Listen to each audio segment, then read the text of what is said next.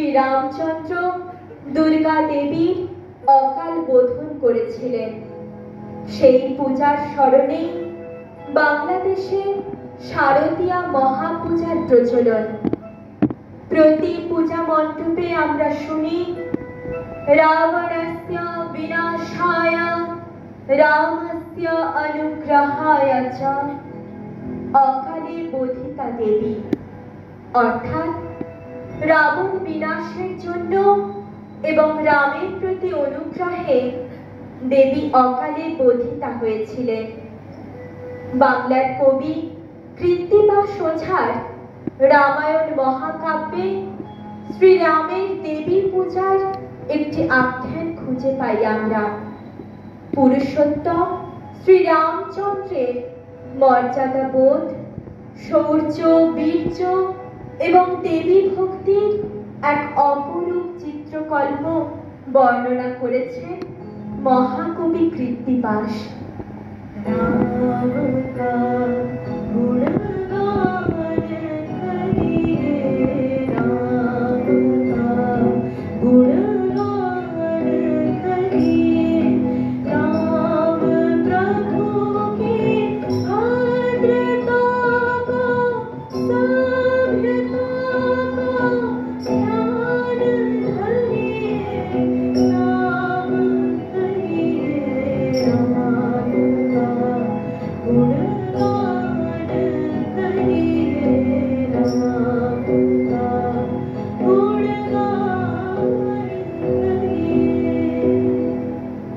শ্রীরামের রাজ্যাভিষেক হবে, অযোধ্যা জুড়ে আনন্দ উৎসব। দশরথ কৌশল্যা নয়নানন্দ, রামচন্দ্র অযোধ্যা নগরীর সব নগরবাসীদেরই নয়নমণি।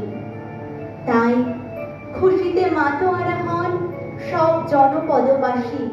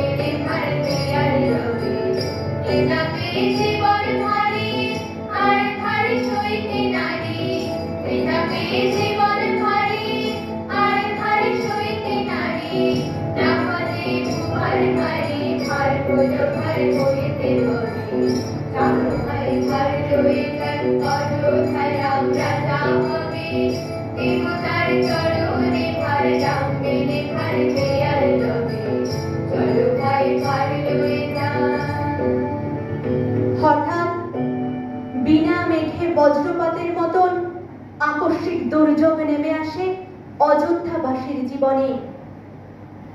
দাসী মন্থরার কুমন্ত্রণায় কইকেয়ী রামচন্দ্রকে রাজ্য থেকে বঞ্চিত করতে চান।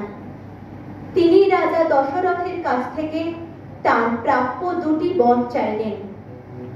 শ্রীরামচন্দ্রের 14 বছর বনবাস এবং তার নিজ পুত্রের একচ্ছত্র রাজ সিংহাসন।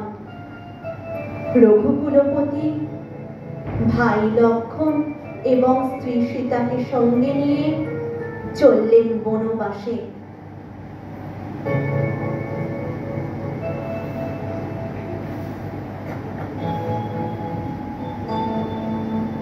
রাজ্যখণ্ড ছাড়ি রাম যান বনবাসে, শিরে হাত দিয়ে কাঁদতে সবে নিজ বাসে।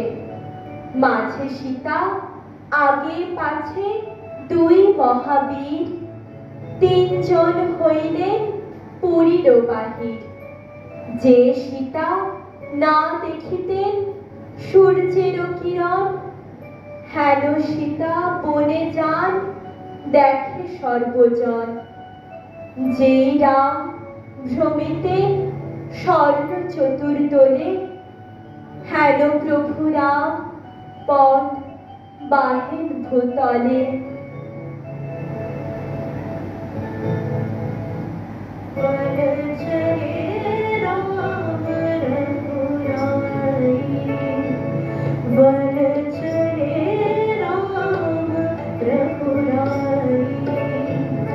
और संग जानकी माई, लक्ष्मण जैसा भाई। वन चले राम, वन चले राम, वन चले राम रघुराई। শ্রীরামের বনবাসের প্রথম 10টি বছর নির্বিঘ্নে কেটে গেল, কিন্তু 11তম বছরে লঙ্কাধিপতি রাবণ কৌশলে সীতাকে অপহরণ করে নিয়ে গেলেন। শোকসন্তপ্ত রামচন্দ্র বনে বনে তার অনুসন্ধান করে ফিরতে লাগলেন। অবশেষে কিষ্কিন্ধায় বানর শ্রেষ্ঠ সুগ্রীবের কাছে তিনি সীতার সংবাদ পেলেন। সুগ্রীবের সাথে তার মিত্রতা হলো। সুগ্রীব তাকে সীতা উদ্ধারের প্রতিশ্রুতি দিয়ে মহাবলী হনুমান সহ বানর সৈন্যদের পাঠালেন সীতার সন্ধানে। কিন্তু সীতার চিন্তায় রামের বিষণ্ণতা বেড়েই চলল।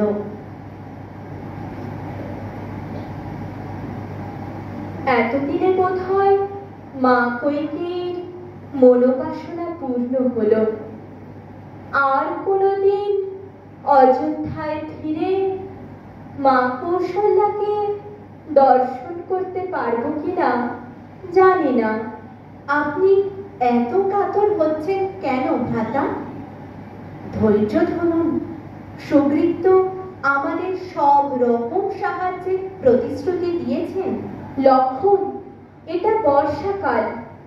এই সময়ে সীতার সন্ধান কি করে পাওয়া সম্ভব? নদ নদী শুকিয়ে পথ হবে, তবে তো তারা অনুসন্ধান করতে পারবে। ততদিন কি সীতা বেঁচে থাকবে? হয়তো আমার বিরহে প্রাণ বিসর্জন করবে। আপনি ধীর। এত কাতরতা কি আপনাকে শোভা পায়? এর কোনো প্রতিকার নিশ্চয়ই হবে। সুগ্রীব তো উত্তর, দক্ষিণ, পূর্ব, পশ্চিম চতুর্দিকে দূত পাঠিয়েছিলেন। তারা তো কোনো খবর না নিয়েই ফিরে এসেছেন। না ভ্রাতা, পবননন্দন হনুমান, যুবরাজ অঙ্গদ, মন্ত্রী জাম্ববান যে দলটিকে নেতৃত্ব দিয়েছেন তারা এখনো ফিরে আসেননি। প্রণাম মুনিবর।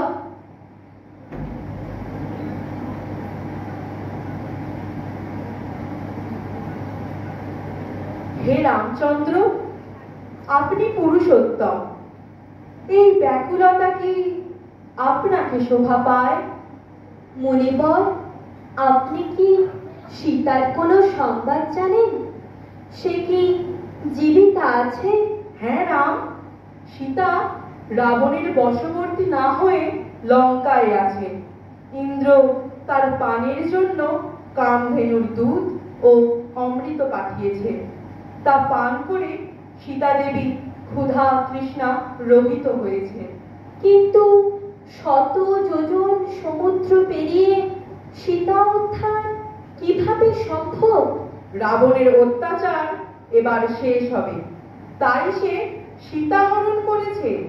আপনার হাতে তার মৃত্যু। পবননন্দন হনুমান লঙ্কা যাত্রার প্রস্তুতি নিচ্ছে। কিন্তু এত বিশাল সাগর হনুমান লঙ্ঘন করবে কিভাবে? রাম নামের জোরে। সমন দমন রাবণ রাজা, রাবণ দমন রাম। সমন ভবন না হয় গমন, যে লয় রামের নাম। রাম নাম স্মরণে জমের দায় তরি।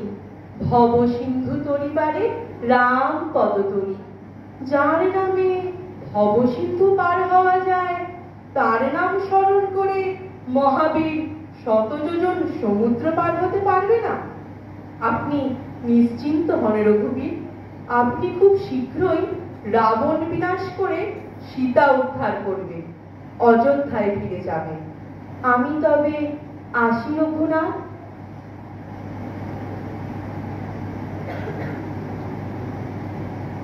চলুন ভ্রাতা, মারুতির বিষয়ে সঠিক সংবাদ আনতে আমরা সুগ্রীবের কাছে যাই।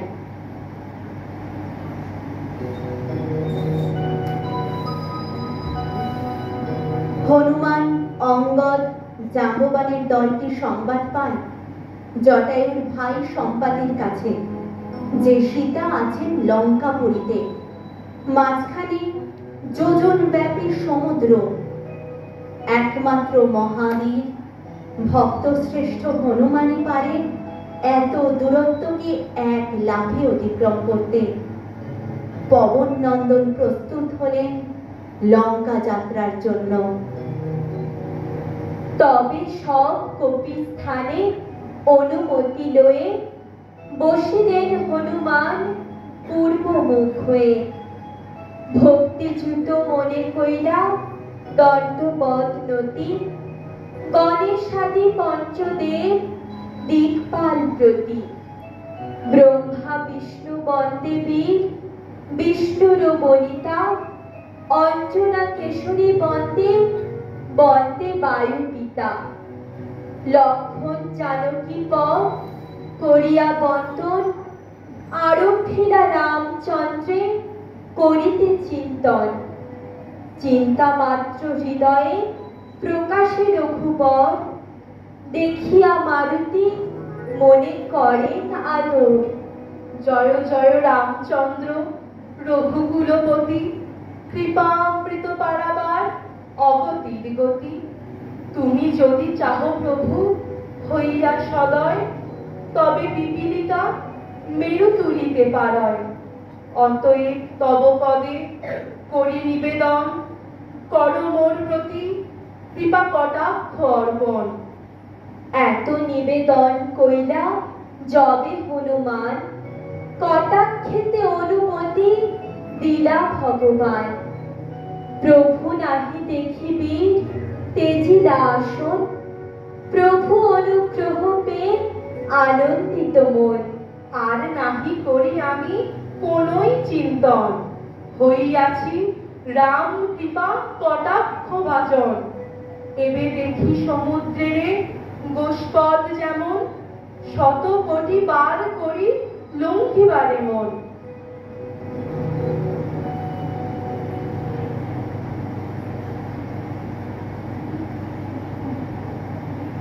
হনুমান প্রথমে তার দেহ 10 যোজন ব্যাপী বিস্তৃত করে সাগরের উপরে লাফ দিলেন।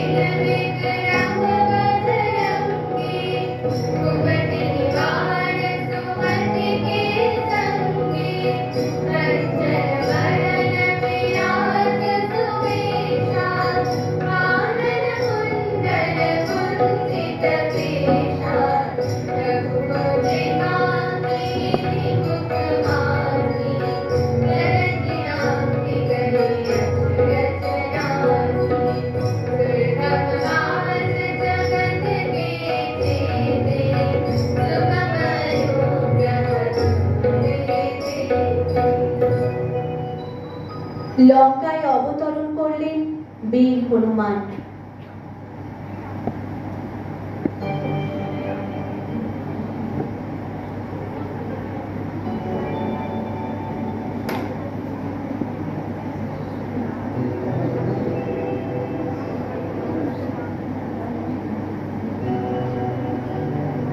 প্রবেশ করলেন লঙ্কাপুরীতে।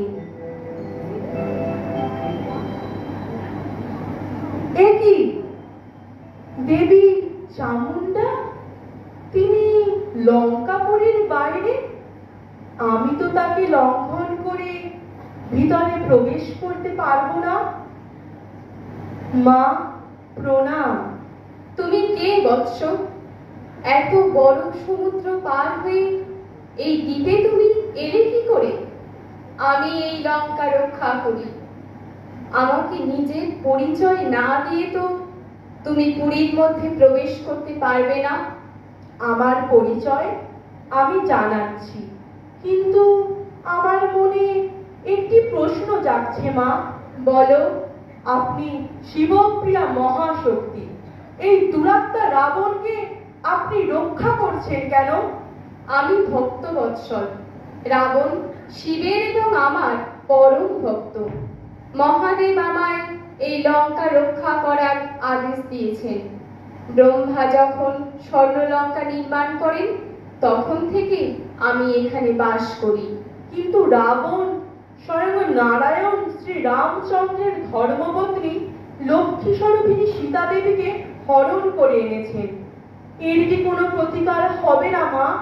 রাবণ অনেক অন্যায় করলেও শিবের এবং আমার আরাধনা করে পাপস্খলন করে, কিন্তু তার পাপের চরম দণ্ড দেওয়ার জন্যই শ্রীরামচন্দ্র আবির্ভূত হয়েছে। কিন্তু রামচন্দ্র তো আপনার সঙ্গে কখনো সংগ্রামে অবতীর্ণ হবেন না, তাহলে সীতামার উদ্ধার এবং রাবণের শাস্তি কিভাবে সম্ভব হবে মা? আমি মহাদেবকে প্রশ্ন করেছিলাম কতদিন লঙ্কায় আমি চামুন্ডা রূপে বাস করব। তিনি বলেছিলেন নারায়ণ রাম রূপে যখন দশরথের পুত্র হয়ে জন্ম নেবেন তখন তার পত্নী সীতা সতীকে রাবণ হরণ করবে। সীতার অনুসন্ধানে রাম তার সেবককে পাঠাবেন। সে বানরের আকৃতি এবং তার নাম হনুমান। যখন হনুমান লঙ্কায় আসবে তখন আমি লঙ্কা ত্যাগ করব।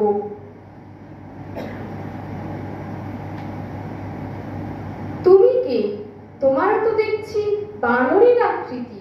আমি রামের দূত, তার কিঙ্কর হনুমান। তার আশীর্বাদে এই দুস্তর সমুদ্র পার হতে পেরেছি। আমি রাজা সুগ্রীবের মন্ত্রী পবন নন্দন। সীতামার সন্ধানে এই লঙ্কায় এসেছি। তুমি হনুমান? তাহলে তো আমার লঙ্কা ত্যাগের সময় হলো। আমি কৈলাসে চললাম। তুমি এই লঙ্কায় সীতার সন্ধান পাবে। সে রাবণের বশবর্তী না হয়ে নিজের তেজে লঙ্কাকে পবিত্র করে রেখেছে।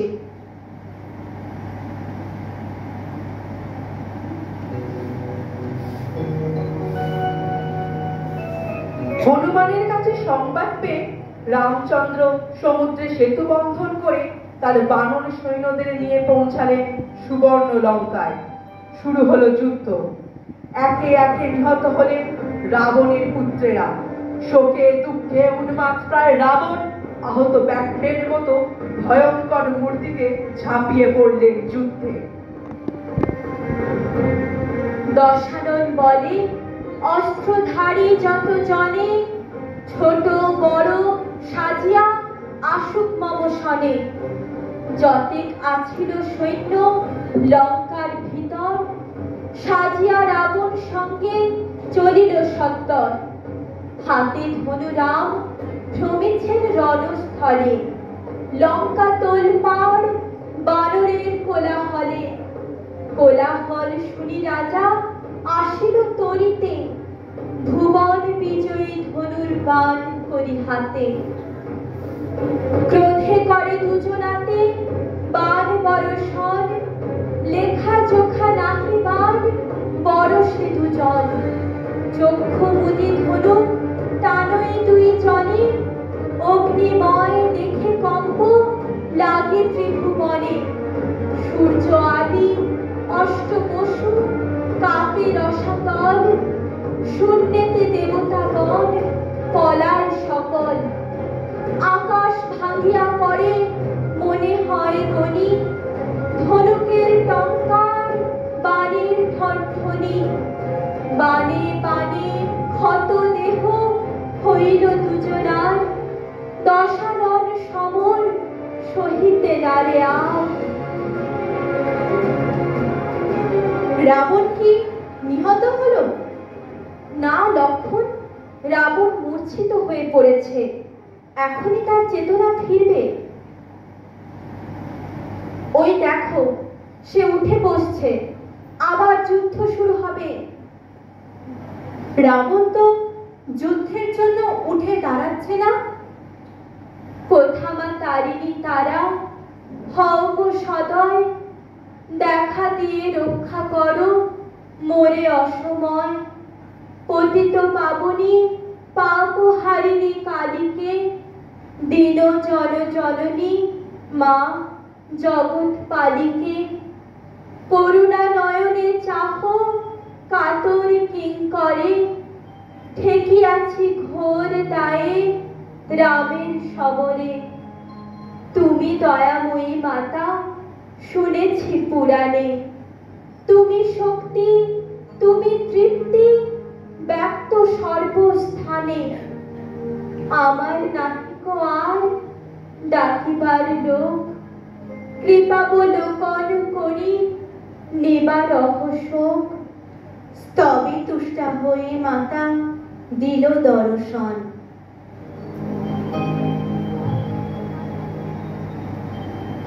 বসিলেন রথে কোলে করিয়া রাবণ, আশ্বাস করিয়া কন, না করো রোদন, ভয় নাই ভয় নাই, বাছা দশানন।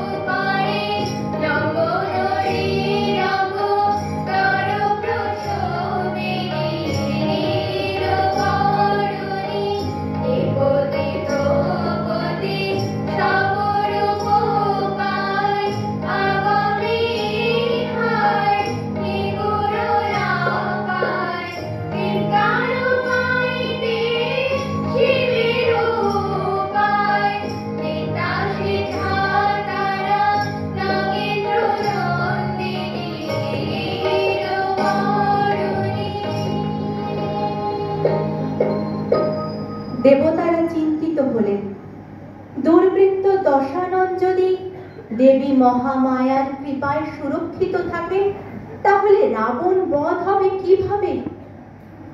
তাদের প্রার্থনায় সাড়া দিয়ে চতুর্মুখ পদ্মজনী সৃষ্টিকর্তা ব্রহ্মা ধ্যানে বসলেন। ত্বং বৈষ্ণবী শক্তি অনন্ত বীর্যা, বিশ্বস্য বীজা পরমাসি মায়া। সম্মোহিতং দেবী সমস্তমেতৎ, ত্বং বৈ প্রসন্না ভুবি মুক্তি হেতুঃ। হে কৌমারী জননী, মহাশক্তির বোধনের উপায় জানিয়ে দিন।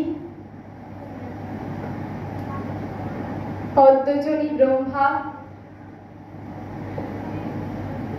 আপনি আগামীকাল মর্তে বিল্ল বৃক্ষমূলে দেবীকে খুঁজে পাবেন, সেখানে জননী বোধন করুন। আপনাদের প্রার্থনায় তিনি বোধিতা হবেন। জগন্মাতাকে প্রবুদ্ধা করে যথাবিধি অর্চনা করলে শ্রীরামচন্দ্রের কার্যসিদ্ধি হবে।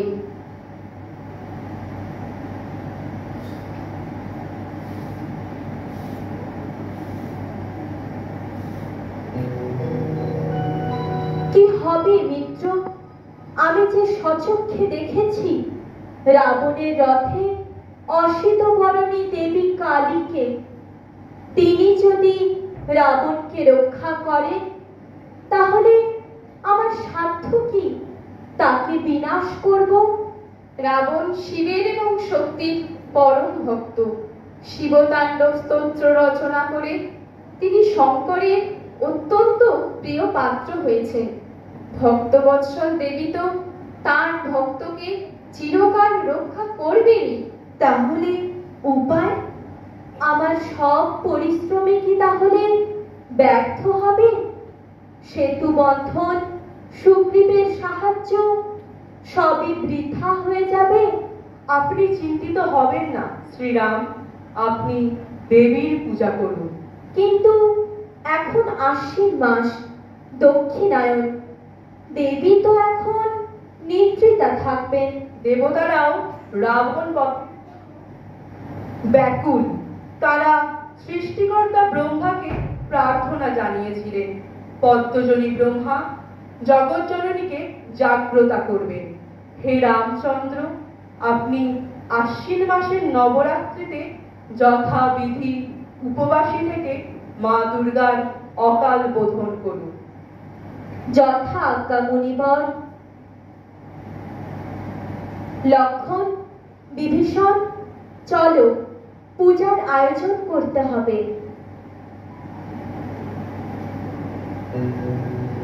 ব্রহ্মা স্বর্গের দেবতাদের নিয়ে মর্তে এলেন। সেখানে তারা খুঁজতে শুরু করলেন দেবী মহামায়াকে। কোন বিল্ল বৃক্ষ মূলে শায়িতা আছে নিদ্রিতা দেবী দুর্গা?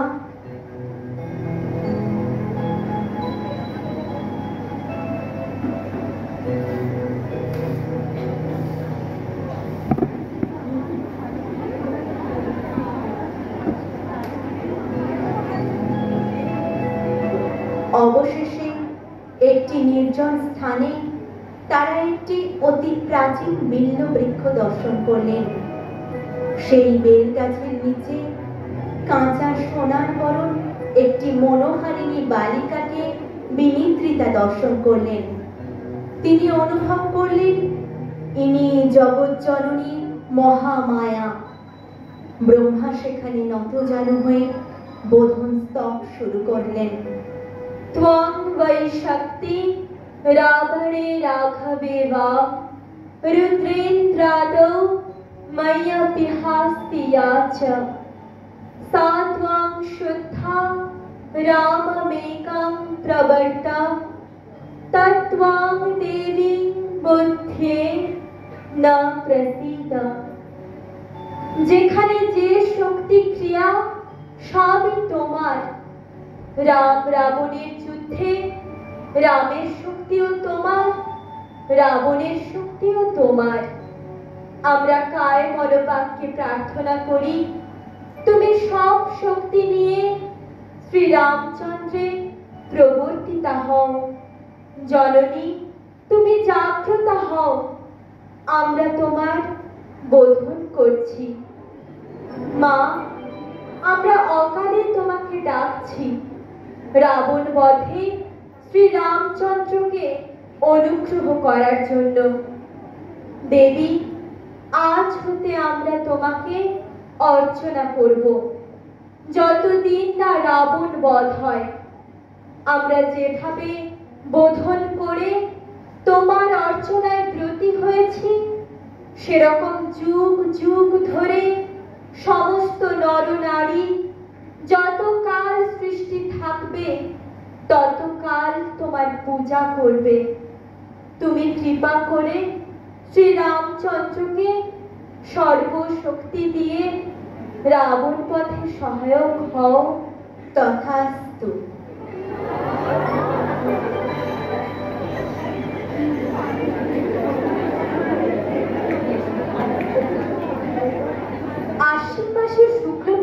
শুরু হয়েছে।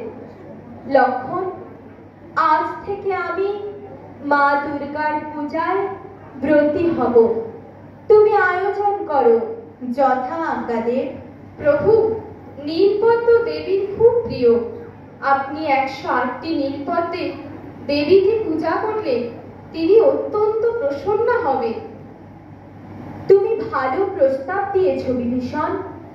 এখন দক্ষিণায়ন, আমি মায়ের অকাল বোধন করতে চলেছি। মা যাতে প্রসন্ন হয় তাই করা ভালো। শুনেছি স্বয়ং ব্রহ্মা দেবীকে জাগ্রতা করেছেন। কিন্তু লক্ষণ, আমরা নিজেরা দেখেছি রাবণের রথে অম্বিকাকে। তাকে তাই নানা উপচারে সন্তুষ্ট করতেই হবে। কিন্তু এই নীল পদ্ম পাওয়া যাবে কোথায়? অবনীতে দেবী রহে এই পদ্ম উৎপন্ন হয়। মহাবীর হনুমান পবনের গতিতে তা নিয়েও আসতে পারবে। আজ্ঞা করুন প্রভু, আমি অল্প কিছুক্ষণের মধ্যেই পদ্ম নিয়ে আসছি। তথাস্তু।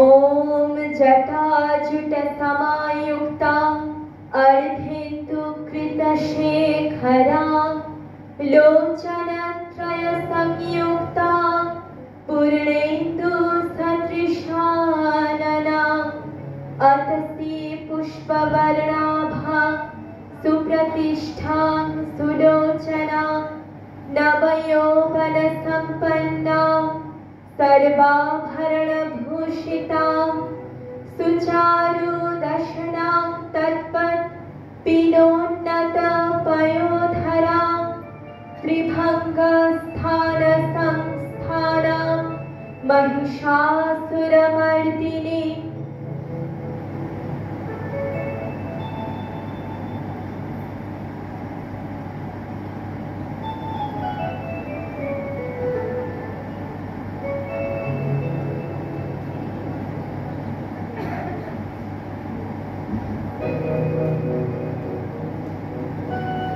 নীলপদ্ম নিয়ে এসেছি প্রভু। রঘুপতি, পবন নন্দন পবনের গতিতে পদ্ম নিয়ে এসেছে। বাহ, অতি সুন্দর পদ্ম। 108টি আছে তো? আমি নিজে গণনা করে এনেছি দেব। ওম হ্রিং এষ সচন্দনা नीलकमल पुष्पाञ्जलि श्रीदुर्गायै वौषट्। ॐ ह्रीं एष सचन्दन नीलकमल पुष्पाञ्जलि श्रीदुर्गायै वौषट्। ॐ ह्रीं एष सचन्दन नीलकमल पुष्पाञ्जलि श्रीदुर्गायै वौषट्। ॐ ह्रीं एष सचन्दन नीलकमल पुष्पाञ्जलि श्रीदुर्गायै वौषट्। একই একটা পদ্ম কম কেন?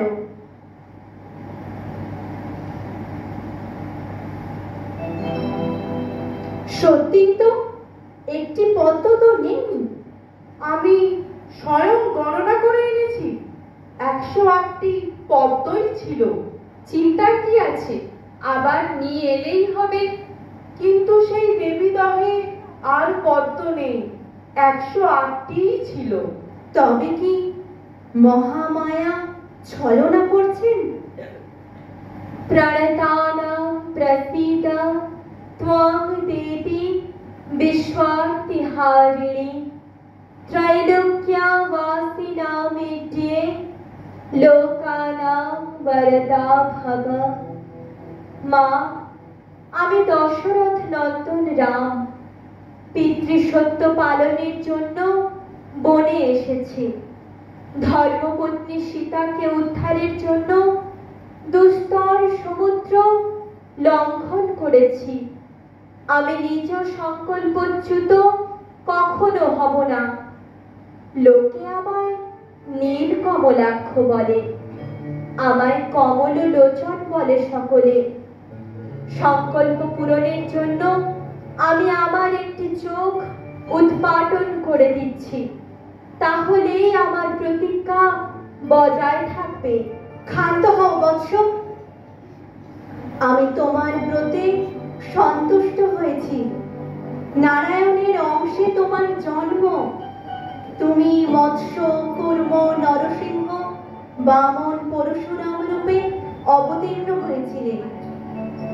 এবার রাবণ বধের প্রয়োজনে শ্রীরামচন্দ্র হয়ে জন্মেছ। তুমি রাবণ বধে সফল হবে। আমি সপ্তমী তিথিতে তোমার দিব্য ধনুর্বাণী প্রবেশ করব। অষ্টমীতে রাবণের সঙ্গে তোমার মহাযুদ্ধ হবে। অষ্টমী নবমী সন্ধিক্ষণে রাবণের 10 মাথা মাটিতে লুটিয়ে পড়বে।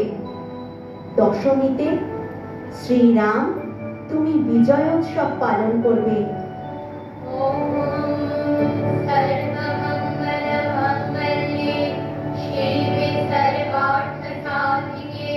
शरण्ये त्र्यम्बके गौरी नारायणि नमोस्तुते। सृष्टिस्थितिविनाशाय शक्तिभूते सनातनी गुणाश्रये गुणमयि नारायणि नमोस्तुते।